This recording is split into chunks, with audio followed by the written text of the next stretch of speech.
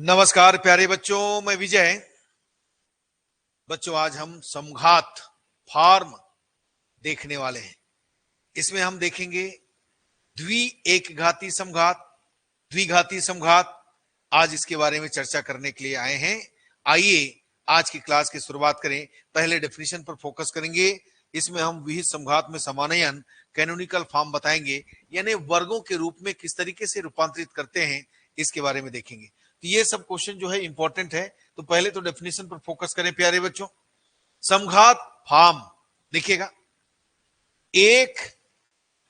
एक दो या n चरों के किसी समघात बहुपद को, ध्यान दीजिएगा, एक चर, दो चर या n चरों के किसी समघात बहुपद को समघात कहते हैं। हो सकता है एक चर हो, माने सब जगह एक चर हो सकता है सब जगह दो चर हो सकता है सब जगह तीन चर हो सकता है सब जगह n चर हो। तो सभी समान होना चाहिए। हम इसको क्या कहते हैं? समघात कहते हैं, फॉर्म कहते हैं प्यारे बच्चों। इसको हम दो प्रकार से वर्गीकृत करते हैं, दो भागों में बांटते हैं। एक तो चरों की संख्या के हिसाब से और दूसरा घात के हिसाब से।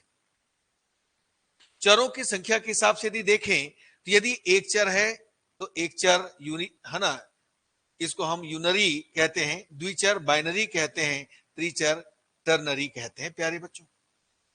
और घात के अनुसार देखें तो एक घाती जिसको लीनियर कहते हैं, द्विघाती क्वाड्रेटिक कहते हैं, त्रिघाती क्यूबिक कहते हैं।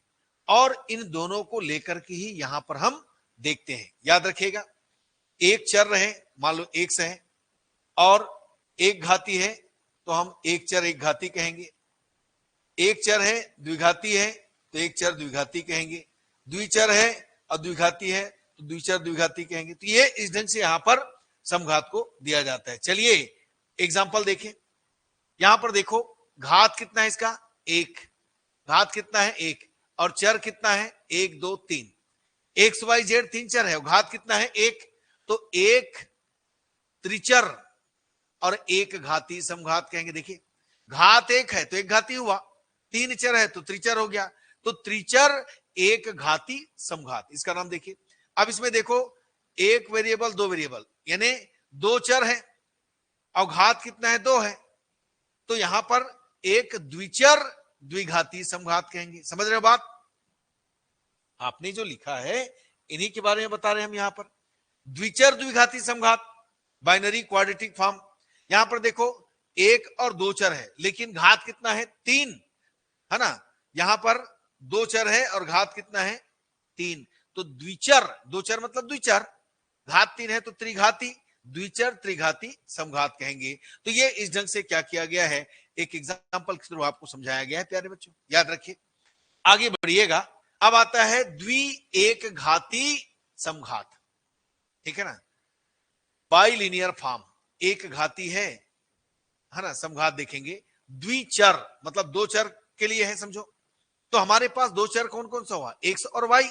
इसके लिए दिया गया चरों x1 x2 xm और y1 y2 yn के समुच्चयों का बहुपद जिसमें गुणांक जो है संख्यात्मक है। संख्यात्मक मतलब 1 2 3 4, a1 1 1 2 ऐसा, जो उन समुच्चयों में से प्रत्येक के चरों के सापेक्ष समघात भी है और एक घाती भी है। सभी जगह समान घात है और समघात है और एक घाती है। पावर कितना है? 1 है। द्वि एक घाती समघात कहते हैं, ठीक है। दो चरों का एक घात वाला समघात कहलाएगा। अर्थात हम इस व्यंजक को कहते हैं a of x y, that is summation i is equal 1 to m, summation j is equal 1 to n, a i j x i y j for every a i j belongs to f। मतलब क्या हुआ? आप 1 2 3 रखते जाइए। a11 x1 y1, a12 x1 y2, a13 x1 y3 raises and so on, a1n x1 yn। फिर 2 से start कीजिए, a21 x2 y1, a21 a22 x2 y2, ये इस ढंग से चलते जाएगा और ये m क्रॉस n मैट्रिक्स यहां पर बनेगा, ठीक। तो ये इस ढंग से हम इसको सेट कर सकते हैं। इसको हम द्वि एक घाती समघात कहते हैं प्यारे बच्चों। सब डेफिनेशन पर फोकस कीजिए, डेफिनेशन को ध्यान रखिए, तब समझ में आएगा। याद रखिएगा, ठीक है, आगे सब समझ में आएगा। ये देखो, इसी को लिखा गया, मैंने जो कहा a x y, A11 x1 y1, A12 x1 y2, ये इस तरीके से mn। तो हम इसको है ना इन the form of matrix, matrix के रूप में कैसे राइट करेंगे? ये देखो x1 x2 xm, A11 12 1n 21 22 2n am1 am2 am y1 y2 yn। यदि इसको सॉल्विंग करें तो आपको इस तरीके से मिलेगा, जिसको हम राइट कर सकते हैं प्यारे बच्चों a xy x dash ay। X dash का मतलब ट्रांसपोज, ये देखिए इसका ट्रांसपोज, तो ट्रांसपोज करेंगे तो रो जो है कॉलम में बैठ जाएगा, याद रखिएगा। तो ये आप ध्यान रखिए। चलिए इसी का क्वेश्चन देखें।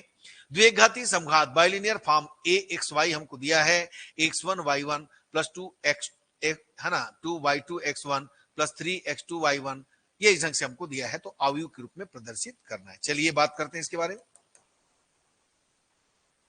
हमें क्या दिया है पहले लिख लेते हैं, चलो एक्स वाई, x1 y1, ठीक है ना, और 2y2 x1 जो है उसको पहले लिख लेते हैं, 3x2 y1 है ना, और 4x2 y2, 5y1 x3, 6y2 x3।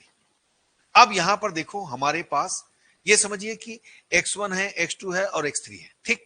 y1 है, y2 है और y3 है। भाई x3 है तो y3 तो होगा। तो अब हम इसको सेट करते हैं, देखो कैसे सेट करूंगा मैं इसको। देखो मैं लिख लेता हूं पहले, देखो x1 y1 फिर x1 y2 plus x1 y3 मैंने लिख लिया। अब आगे भी प्लस, ये देखो प्लस मैंने लगाया, आगे चल रहा है, ये सेट कर रहे हैं हम। अब उसके बाद x2 y1 plus x2 y2 plus x2 y3, फिर इसके आगे और प्लस, सबको सेट करेंगे अभी। फिर आ गया x3 y1 x3 y2, थोड़ा सा जगह बना करके चलो, एक मिनट बच्चों, चलो ठीक है, अलग कलर में लिख दूंगा, जगह नहीं बना पाया मैं। x3 y2 plus x3 y3, ठीक। अब सबसे पहले देखो आपके पास x1 y1 है, बिल्कुल है। कितना है भाई? कुछ नहीं, मतलब 1 है, यहां 1 है ना भाई। और x2 यानी x1 y2, देखो x1 y2 और y2 x1, ये देखो देखो x1 y2 है ना, तो x1 y2 कितना है अपने पास? 2, ये 2 लिख लो। x1 y3 नहीं है तो 0 ले लो, जो नहीं है एब्सेंट है उसको 0 लो, एब्सेंट है उसको क्या लोगे? 0, ध्यान दीजिएगा। फिर x2 y1 कहीं पर है, ये है, 3 लगा दिया मैं। अब उसके बाद x2 y2 है 4, इसको थोड़ा जगह बना के लिखिएगा, प्लस ये आ गया 4 प्यारे बच्चों। अब x2 y3 है क्या? x2 y3 कहीं पर दिख रहा है? नहीं दिख रहा है, 0। x3 y1 है,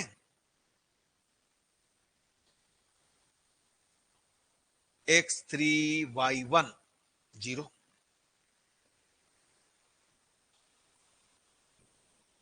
x3 y2, ये देखो x3 y2 6, x3 y3 है नहीं है, 0। 1 2 3 4 5 6, 1 2 3 4 5, एक चीज और छूट गया है क्या कहीं पर? एक मतलब x1 y1 हो गया, x1 y2 हो गया, ये भी हो गया कंप्लीट, x2 y1 हो गया, ये भी हो गया, फिर 4x2 y2 हो गया, 5x3 y1, ये देखो है बच्चों, x3 y1 है, चलिए ये 5 है, ये हमने सब राइट कर लिया। अब ये तो पूरा प्लस में है, हम इस पूरे को क्या राइट करेंगे देखिएगा, तो हमारे पास यहां पर आएगा, सॉरी, इसको हम राइट करेंगे ए x Y, x1 x2 x3 है आपके पास in the form of matrix. देखिएगा 1 2 0 3 4 0, 1 2 0 3 4 0, और ये आ गया 5 6 0। और इसको आप राइट करेंगे y1 y2। तो आपके पास आया x डेस a y, जहां x इज इक्वल कितना हो जाएगा x1 x2 x3, तभी तो आपने x डेस लिखा इसको। और a कितना हो गया आपके पास 1 2 0 3 4 0 5 6 0, याद रखिएगा। और y आपके पास कितना हो गया y1 y2 और ये हो गया प्यारे बच्चों y3। आया समझ में कैसे राइट किया गया?